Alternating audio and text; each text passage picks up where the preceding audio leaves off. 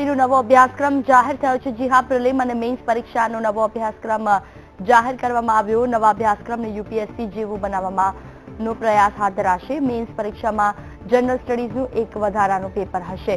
મેઇન્સમાં વિષયને બદલે જનરલ સ્ટડીઝનો ઉમેરો કરવામાં આવશે। પ્રિલિમિનરીમાં ગણિત, રીઝનિંગ, ભાષાને બદલે જનરલ સ્ટડીઝનું પેપર હશે।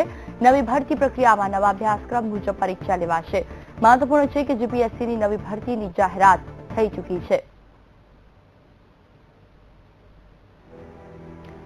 તો જીપીએસસીનો નવો અભ્યાસક્રમ શરૂ થયો છે। નવી ભરતીમાં નવા અભ્યાસક્રમ મુજબ પરીક્ષા લેવાશે, જેમાં પ્રિલિમિનરી મેઇન્સ પરીક્ષામાં એ નવો અભ્યાસક્રમ જાહેર થયો છે, જેમાં યુપીએસસી જેવો તેને બનાવવાનો પ્રયાસ કરવામાં આવ્યો છે।